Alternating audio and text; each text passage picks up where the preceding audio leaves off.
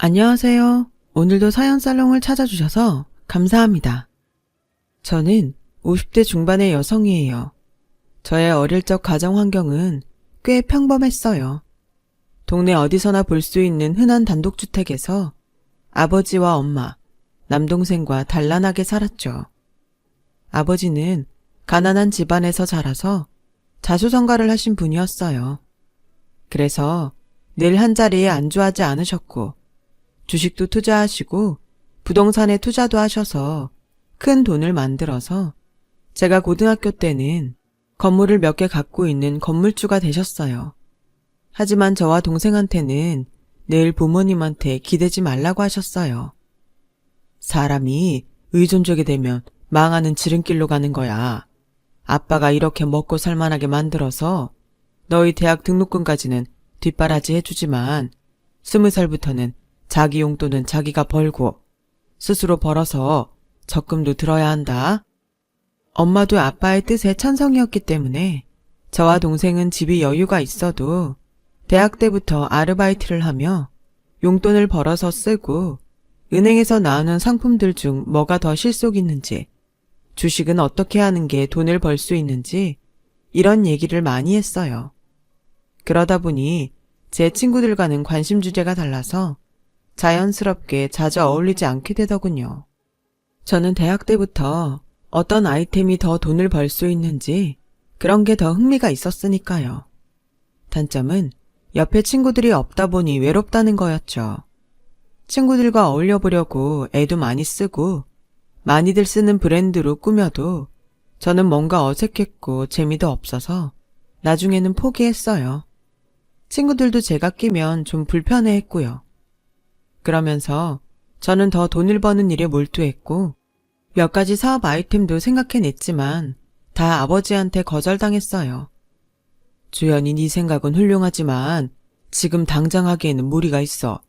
아빠는 네가 먼저 큰 회사에 들어가서 실무 경력도 쌓고 사업이라는 세계가 어떤 건지 경험을 한 다음에 네 사업을 하는 게 훨씬 좋을 것 같다. 라며 현실적인 조언을 해주셨어요.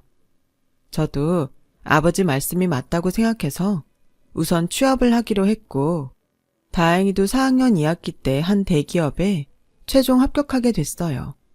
저는 기획팀을 가고 싶다고 했지만 배정이 된 곳은 인사팀이었어요. 제가 좀 실망해서 의기소침해 있자 아버지는 인사팀이 얼마나 좋은데 그러냐. 나는 오히려 잘 됐다고 생각한다. 사업을 하려면 기획력, 자금력도 중요하지만 사람을 볼 줄 알고 적재적소에 잘 배치할 줄 알아야 돼. 지금까지 배우지 못했던 것들을 배울 수 있는 좋은 기회라고 생각해라. 라고 하셨고 저는 그 말에 힘을 얻어 회사를 다닐 수 있었어요.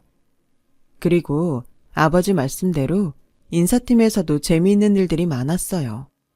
신입사원 때는 사수가 시키는 대로만 열심히 하느라 잘 몰랐지만 나중에 같이 사원 연수 때 프로그램을 짜고 각자의 성격을 파악하기 위한 설문지 등을 만들 때는 전에는 몰랐던 재미가 느껴지더라고요. 의외로 적성에 잘 맞아서 정말 재미있게 일을 했죠. 그러면서 틈틈이 주식도 하고 적금도 이것저것 쌓여서 일하는 보람도 느낄 수 있었어요. 그렇게 2년 정도 지나고 저는 대리가 됐어요. 부모님도 좋아하셨지만 저는 저 스스로 뭔가 이루어내고 있다는 생각에 굉장히 뿌듯하고 기분이 좋았어요. 그때 저는 신입사원인 한 남자와 만나게 됐어요. 영업팀에 들어온 사람이었는데 나이는 저와 동갑이었어요. 얼굴 윤곽이 큼직큼직하고 호감형이었던 그 사람에게 저는 마음이 설렜어요. 다른 또래 남자 사원들은 제가 사무적이라며 편하게 대하지 못하고 어려워했는데 그 사람은 스스럼 없이 저에게 다가와서 더 그랬던 것 같아요. 여직원들 중에도 그 남자를 좋아하는 사람들이 꽤 있었는데요. 그런 사람이 저한테 상냥하게 대해주니 제가 더 빠져들어간 것도 있고요. 하지만 자신이 없어서 고백은 못하고 그저 그 사람을 바라보기만 했죠. 그런데 그 남자가 먼저 저한테 고백을 했어요. 김주연 대리님, 저랑 사귈래요? 대리님 쪽팔리지 않게 저도 얼른 열심히 해서 대리 달게요.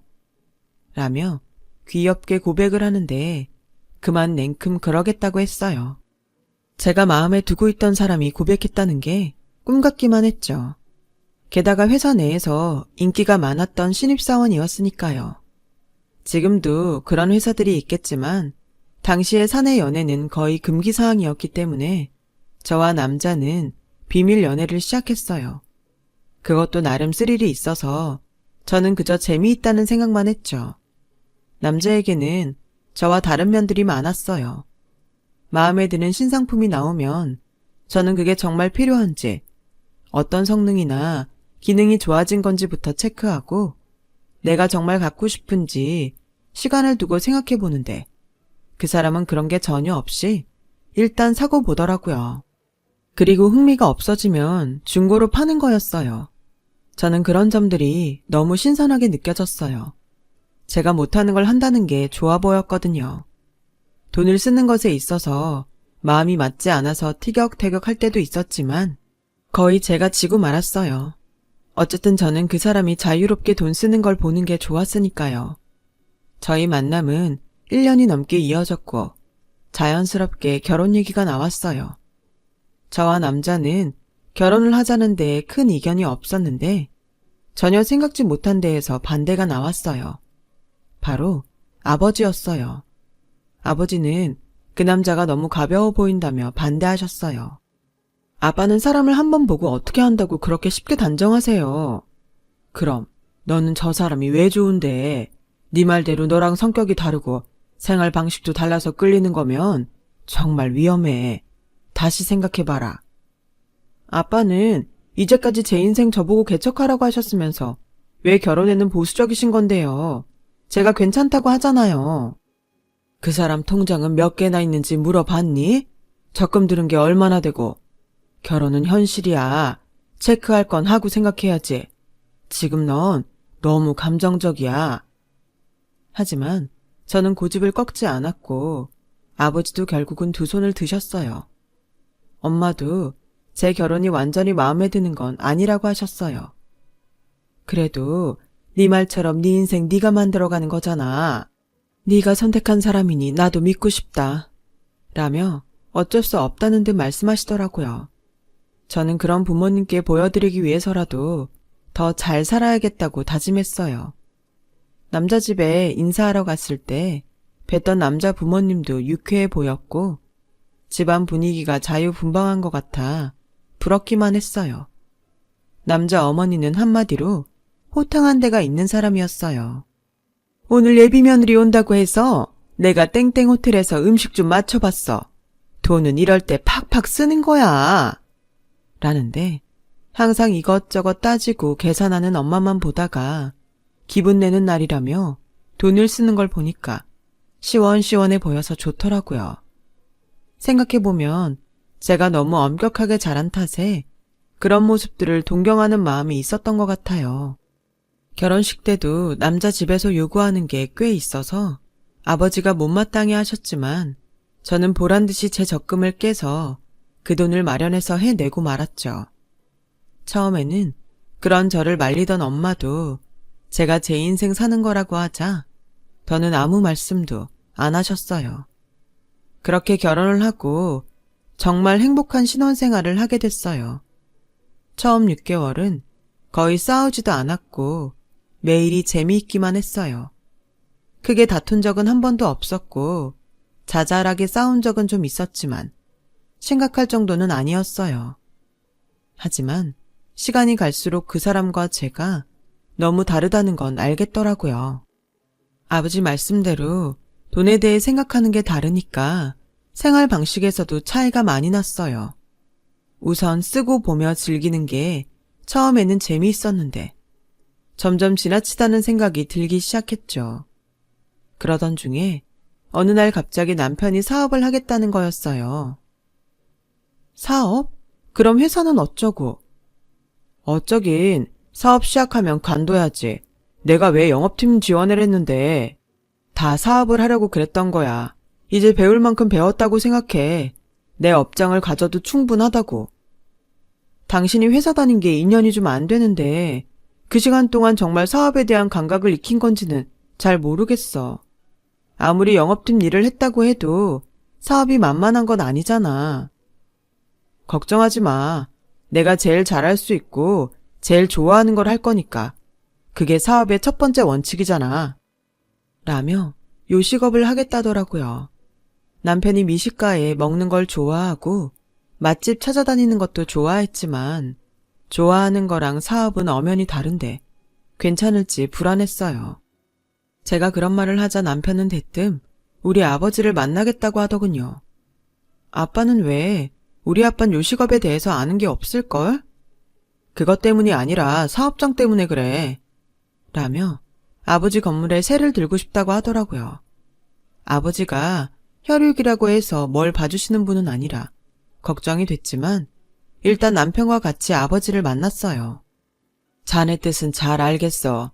하지만 내 사위라고 월세를 깎아주거나 그런 일은 없을 거야. 그래도 좋다면 내 건물에 들어와도 좋아. 마침 빈자리도 있으니까. 물론이죠, 장인어른. 저는 거기 입지가 좋아서 말씀드린 겁니다. 라며 시원시원하게 말하길래 저는 다행이다 싶었어요. 그런데 집에 와서는 남편 말이 달라지더라고요. 당신이 왜 그렇게 돈하고 융통성 없는지 알았다. 저런 아버지 밑에서 자랐으니 오죽하겠어. 아니, 어떻게 하나밖에 없는 사위한테 돈을 다 받겠다고 하셔? 진짜 구두쇠도 그런 구두쇠가 없네. 그런 식으로 우리 아빠 비하하는 건 아니지. 아까는 입지가 좋아서 그렇다고 했잖아. 왜 딴 말이야. 그리고 각자 집안이 가치관이 다른 거에 대해서는 서로 말하지 않기로 했잖아. 그런 식으로 따지면 난 당신 집안에 할 말 없을 것 같아? 알았어. 아우 시끄러워. 자기 집 얘기에는 눈에 쌍불을 켜고 떽떽거려 진짜. 뭐가 어째? 그럼 내가 어머니 물정 모르고 해프게 써서 집안이 거덜나는지 어쩌는지 감각도 없어서 아들한테 용돈 털어 나오는 사람이라고 하면 당신은 듣기 좋아? 뭐가 어째? 지금까지 그런 생각하고 있었던 거야? 당신 무서운 여자다. 어떻게 우리 엄마를 그렇게 말해? 이거 왜 이래? 먼저 시작한 건 당신이야. 그렇게 저희는 결혼하고 처음으로 크게 싸웠어요. 하지만 서로 잘못을 인정하고 곧 풀어졌고 남편은 사업 준비를 했죠. 그 당시 유행하던 레스토랑을 했는데 생각보다 장사는 잘 됐어요. 남편도 꼬박꼬박 아버지한테 월세를 잘 보냈고 아버지도 조금 마음에 드는 모양이었어요. 그렇게 한 1년 정도 지났을 때 생각지도 못한 불행이 닥쳐왔어요. 아버지가 갑자기 심장마비로 쓰러져서 돌아가셨거든요. 저희 가족은 너무 충격을 받아서 어쩔 줄 몰랐어요. 그런데 남편은 장례식장에서 자기 손님만 오면 히히덕거리느라 정신이 없더라고요. 아무리 한 달이 건너라지만 너무 섭섭했고 실망스러웠어요. 아버지가 돌아가시고 나자 남편은 점점 본색을 드러냈어요. 엄마가 건물 관리를 맡은 다음부터 월세를 제대로 보내지 않았죠. 어차피 그 월세는 아버지가 원래 남편 사업을 지켜보고 남편이 사업을 잘 꾸려나갈 때쯤 안 받으시려 했던 거라더군요. 그래서 안 받아도 상관이 없는 돈이었어요. 하지만 아버지 돌아가시고 얼마나 됐다고 저러는 남편이 밉더군요. 엄마는 그냥 두라고 했지만 저는 이건 아니다 싶었어요. 결국 보증금에서 까고 나오자고 했죠. 그러자 남편은 그냥은 못 나간다고 버티더라고요. 당시 아버지가 돌아가신 다음에 엄마는 건물을 전부 관리 못하겠다며 남편이 세를 든 건물만 남기고 다 처분을 하셨어요. 그러는 와중에 손해를 좀 본 것도 있었고 아버지가 마지막에 투자하셨던 주식이 갑자기 급락을 해서 그걸 메꾸는데도 돈이 들어가느라 전부 다 집이 좀 힘들었어요. 남편은 그런 사정을 알면서도 자기가 장사가 안 된 건 건물이 낡은 걸 제대로 보수 안 해준 탓이 크다며 보상을 해달라고 하더라고요. 그러면서 어느새 변호사까지 선임해서 엄마 앞으로 내용증명을 보낸 거였어요. 아니, 이런 게 내용증명 보낼 이유가 된다고? 그런 법이 어딨어? 라며 제가 화를 냈지만 남편은 눈 하나 깜짝하지 않더라고요.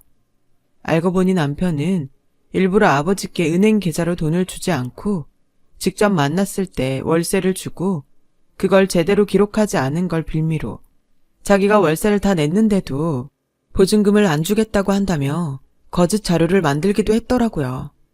매사에 철저했던 아버지가 그래도 사위라고 직접 만나서 주겠다는 월세를 그냥 받으셨던 걸 이런 식으로 악용할 줄은 정말 몰랐어요.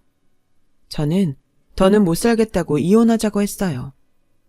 내가 아버지 말을 들었어야 했는데 인사팀에 있었어도 사람 보는 눈은 완전 꽝이었어. 당신이 이 정도로 저질스러울 줄은 정말 꿈에도 몰랐어. 저질?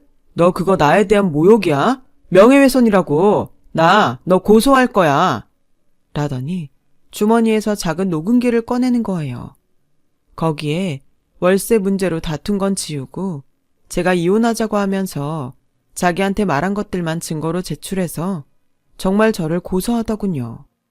엄마는 저희 고소를 취하하는 조건으로 남편에게 보증금을 다 내줬고 남편과 시어머니는 가게뿐만 아니라 집에서도 돈 되는 건 다 챙겨갔어요. 결국 딸 때문에 많은 걸 잃게 된 것 같아 정말 피눈물이 났어요. 하지만 엄마는 그런 저를 위로하셨어요. 아니야, 이것도 내가 다 계산해보고 내린 결정이야. 우선 너는 이서방한테 있는 증거가 하나도 없잖아. 게다가 내 건물에서 쫓겨날 판인데 누가 봐도 네가 가해자로 보일 수밖에 없었어. 그 녹음까지. 그런 돈은 그냥 잊자. 우리가 다시 벌 수 있잖아. 며칠 지나고 나니 정신이 좀 또렷해지더라고요. 뭘 해야 될지도 알겠고요. 미국에서 박사과정을 하고 있던 남동생과 통화해서 서로 자금이 어느 정도 있는지 확인을 했어요. 그리고 적금 하나를 들어서 둘이 돈을 반반씩 내기로 했어요. 주식도 좀 더 공격적으로 투자하기로 했고요. 전 남편은 잘 모르는 게 있었는데 저희 집안 사람들은 끝까지 내놓지 않은 돈주머니가 있다는 거였죠.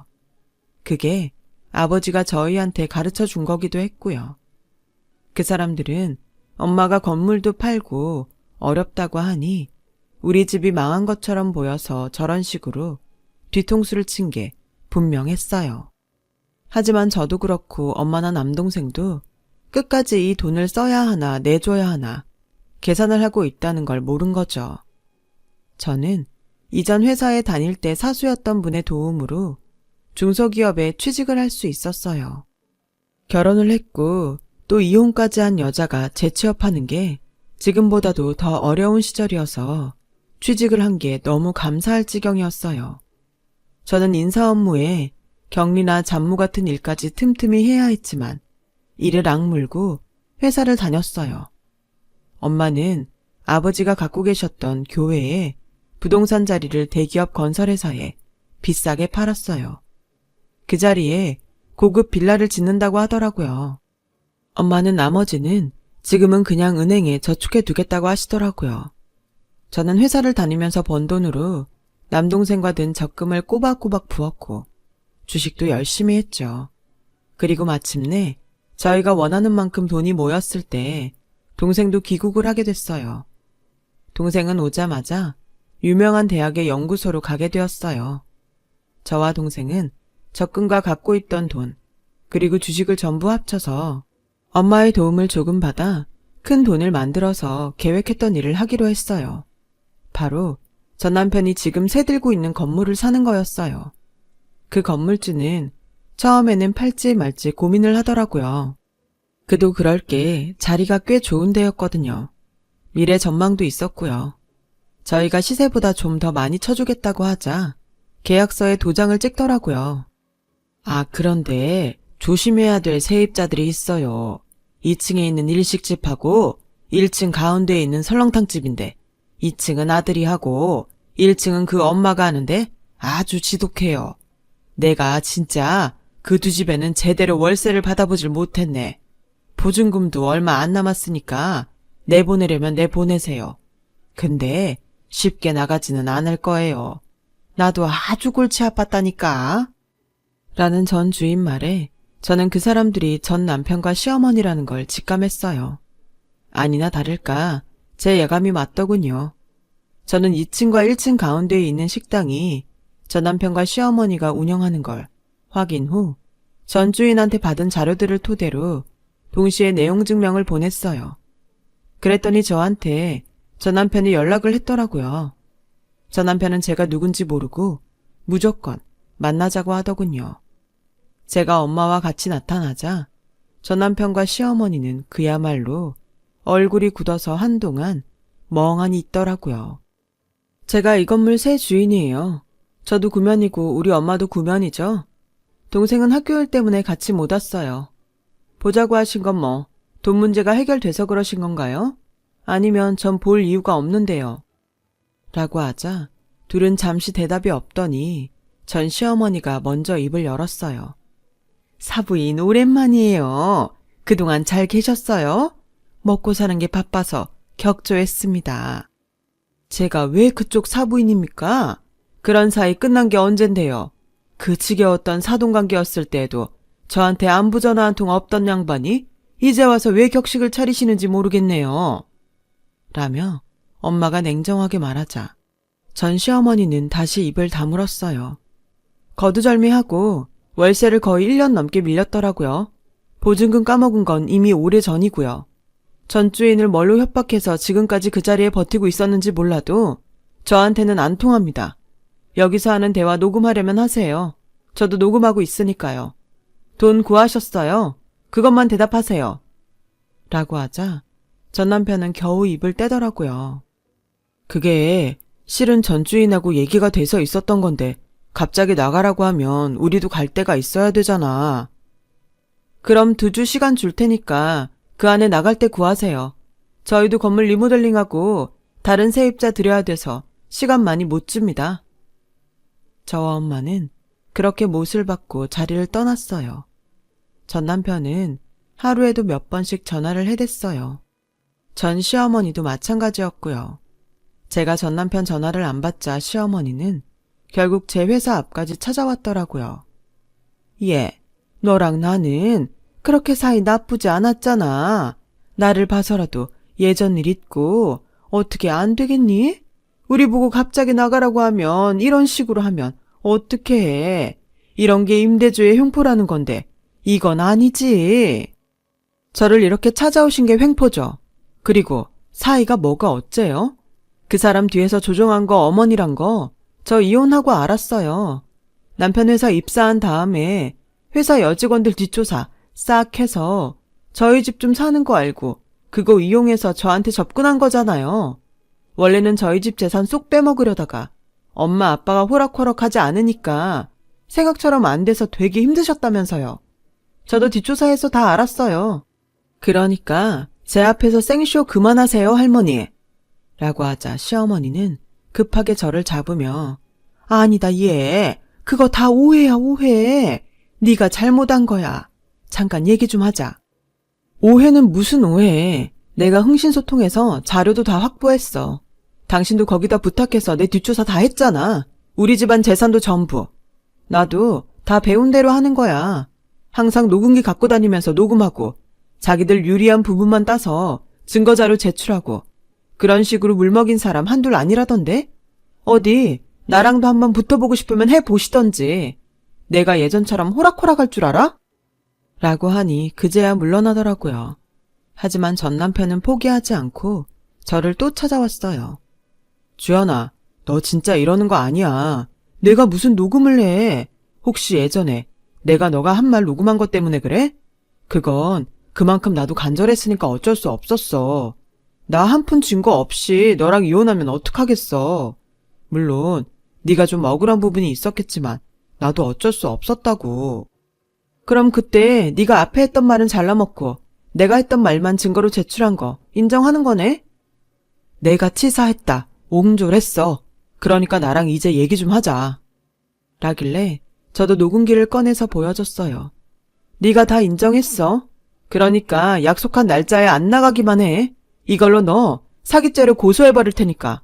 고소가 얼마나 골치 아픈지 네가 더 잘 알지? 맨날 하던 짓이니까. 어디 이번엔 네가 독박 써봐. 라고 하자 전 남편은 제 앞에서 싹싹 빌기 시작했어요. 내가 진짜 잘못했어. 미안해. 이러지만 말아줘, 응? 지나가던 사람들이 다 쳐다봤지만 전 남편은 계속 빌기만 하더군요. 그럼 제 날짜에 나가세요. 지금까지 안 낸 월세, 보증금 까고도 모자라는 거 다 내고요. 알겠어요? 뻔뻔한 세입자 양반?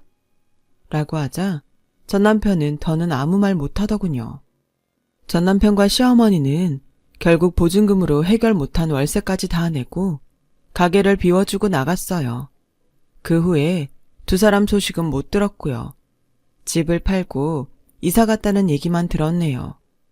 그렇게 거의 6년이 걸렸어요. 그것도 부모님의 가르침이 있었기에 가능했죠.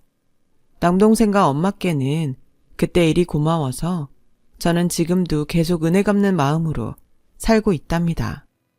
누군가는 상처를 잊고 사는 게 나를 위한 길이라지만 저는 꼭 한번 그 사람들에게 되짚어주고 싶었고 지금도 그 후련함엔 후회가 없습니다. 오히려 그래서 더 잊을 수 있었어요. 저는 그때 결혼에 너무 질려서 지금은 독신으로 살고 있어요. 엄마와 같이 살고 있어서 그런지 지금도 외로운 걸 모르고 지내고 있네요. 여기까지 제 얘기를 들어주셔서 감사하고요. 모두 행복한 하루 되셨으면 좋겠어요. 좋은 시간들 되세요. 여러분, 사연 댓글에 응원과 현명한 조언 부탁드려요. 좋아요와 구독은 저에게 큰 힘이 됩니다. 오늘도 좋은 일 가득하세요.